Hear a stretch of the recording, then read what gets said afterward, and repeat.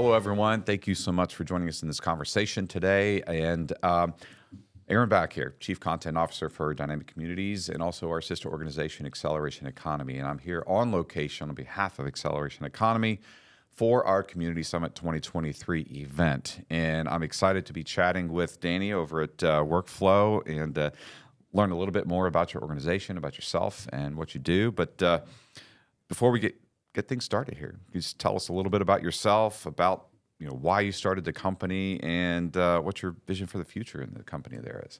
Yeah, thanks, Aaron. Well, first off, just want to say thank you for having me. It's been 12 years, actually, in the community now. It's kind of crazy to think back to the first summit. Oh, wow. Or the first conference in the first year, and now where we are today.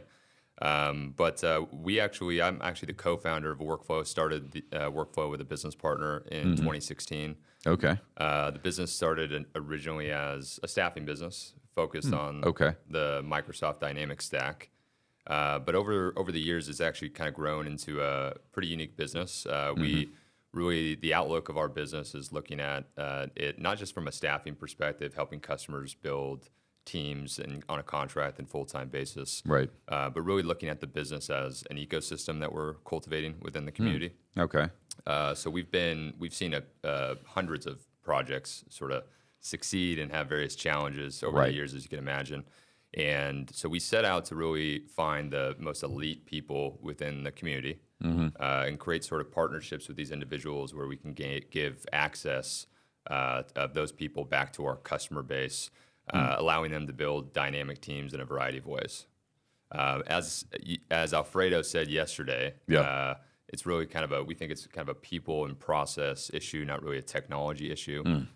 So we really see ourselves as the behind the scenes of kind of the people side. Right, providing that right skill set mix for the various projects that your customers are facing or are looking to implement within their organizations. Yeah, definitely. Yeah. Yep. Well, so on that vein, you've touched on it a bit, but I was wondering, what services do you provide to the customers on your end?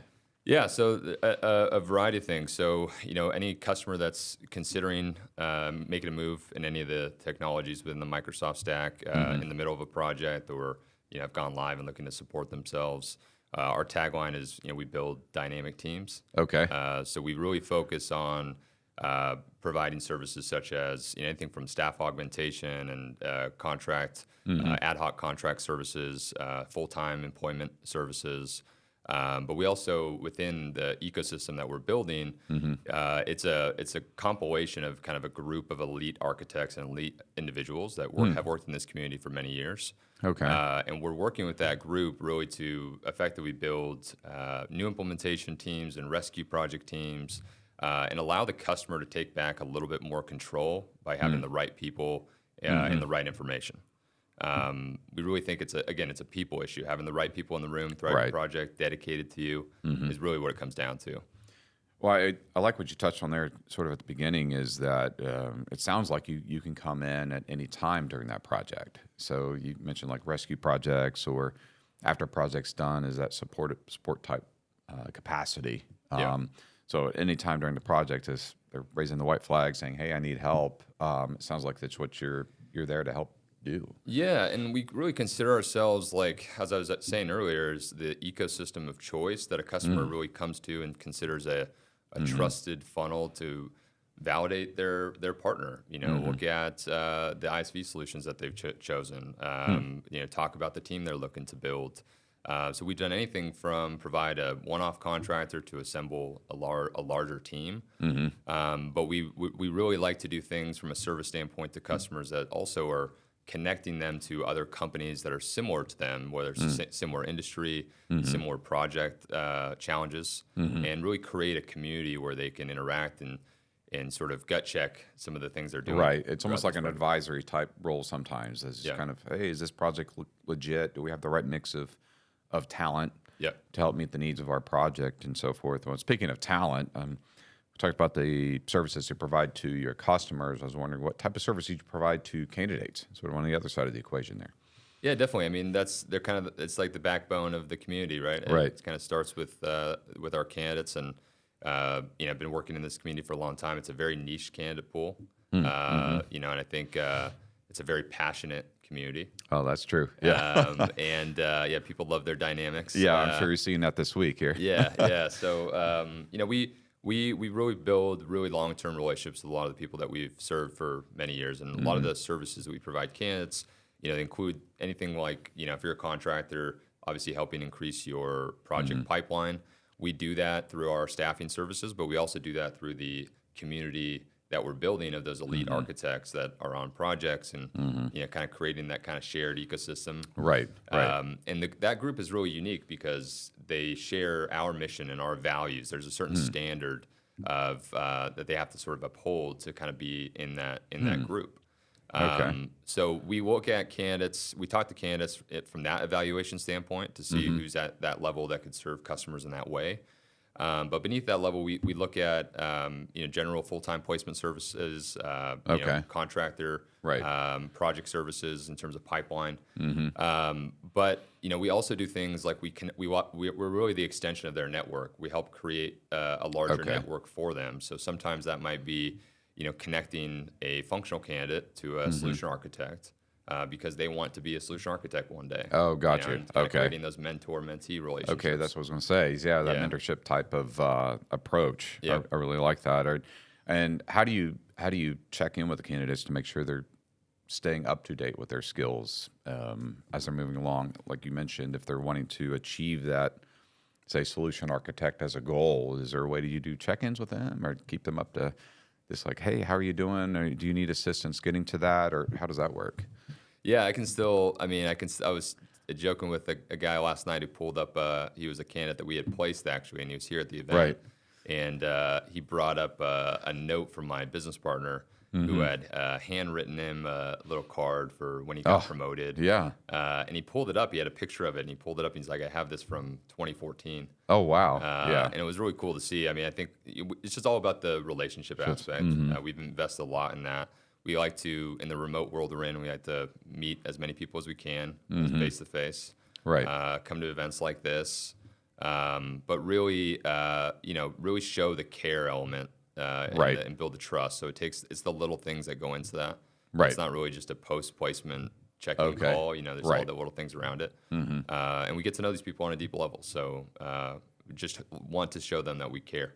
Oh, perfect. I love that. Yeah, that's that extra special, going the extra mile, basically, and that special touch. I like that. Is so you've touched all around the different aspects of the business and kind of why you got it started, how you work with customers, how you work with your candidates. But I was wondering, you know, what's unique about your business? I'm sure you're up against some other competitive type organizations that do similar things. So what makes your business unique? Yeah, I mean, there's, you know, from a staffing perspective, the first thing that makes us unique is that we're very niche. You know, we only work really in the Microsoft product suite. So we work in D365, Power Platform, Azure. So we really are very, very invested in this particular community and very niche. Right. And the way that we do that and reflect that in our business model is quite unique. So a lot of other staffing companies, large headcount models, various markets that they serve, you know, maybe not as niche in certain areas. We like to approach our sales staff in kind of a way that almost a partner would in this market, right? We look at, we've created, we're taking an ecosystem approach to our business model. So, you know, we have about 35 staff today, but looking at that staff, we look at our salespeople and we say, you know, this isn't the whole company. You know, the whole company is the elite contractor group community that we're building, right? It's the ecosystem that we're involved in. It's our customers, it's everything. And so with that, what's unique about that is we're actually having a lot of the architects in the community, they train our sales staff. Oh, wow. So we create that cross collaboration so they can actually kind of know what they're talking about and try and provide value and solutions wherever possible. Well, no, I think that leads to more meaningful conversations for that sales staff, so they have a better grasp and understanding. Really, that you know, hands-on understanding from, like you said, that connection with those solution architects, for example. So they get that sort of hands-on understanding of here's the real world realities of what's going on. Yeah, and I think that's very valuable for your sales staff to take back and consider. Yeah, and and with that as well, we're taking just we consider ourselves as well as a people staffing business. We really consider ourselves like an extension of the consulting atmosphere, looking at how we make these projects successful, how do we build dynamic teams, Right. so with that, we're taking a very data-driven approach to the way that we're building our company. How can we match companies and jobs based on industry, location data, but what they're looking for in the types of character traits in a person, and how can we map that back to the candidates that we're cultivating and building relationships with. Yeah, you touched on that. The building dynamic teams. There's sort of your, I guess, your tagline, if you will, of what you're doing. I wonder if you can unpack that a bit and share your thoughts about how do you really build those dynamic teams within Dynamics 365. Yeah, so I think, whether it's building a team at my organization or building a team with one of my customers, I think it's a lot of the same principles. Okay. I think that, I like a quote from Richard Branson that I like to live by, which is Right. sort of train people in a way that they can leave you, but treat them in a way that they don't want to leave you. Right. And so, looking at that approach in terms of care for your team, I think helps. But it's all about trying to put the right people in the right seats. Okay. And so we at WorQFlow actually do a lot of work around Patrick Lencioni's 6 types of working genius. Okay. So we try and look at different types of people, what type of work they do, where they gain energy from, and are they in the right seats to actually and doing the roles that do draw energy. So with that sort of approach from just sort of a care and diagnosis of is somebody in the right seat, there's also I think the brand story and some of the I talked yesterday at my speech around purpose, mastery, and autonomy. Right. A lot of companies I work with, they have a story around why come to the business. We've worked it for 20 years and we're a family-owned business and X, Y, and Z. But they don't often have a story around why come to this team. One of my customers, famously, from the moment I was working with them, was sort of over and over and over saying, we're going to build an elite Microsoft Dynamics team. We're going to be known by Microsoft. We're going to have world-class analytics. Right. Saying this over and over created a magnetism for people wanting to come to the organization. Got it. Yeah. And then in that culture, they cultivated an environment where there was a sense of mastery, improvement to their skill sets. So they had them go to conferences like this. They had them go out and meet people in the community, architects that they could learn from. And then they gave them the space to do it. I think, like I said earlier, this community is very passionate. You don't want to take that passion out by micromanaging it. So all those things, I think, can kind of create an attraction to your organization as well as helping you retain really good people. Yeah, really giving those people the space to grow and to mature within their respective areas of expertise. And I really like that you've cultivated this, your own community to help experts connect with others and help with experts connect with customers for projects and so forth. So you've really cultivated a great space there. And I think that really speaks a testament to what you've been working on, your team's been working on, and for WorQFlow themselves. Yeah. Well, thanks, Aaron. Appreciate You're very welcome. And thank you so much for chatting with me today. Yeah. Thank you.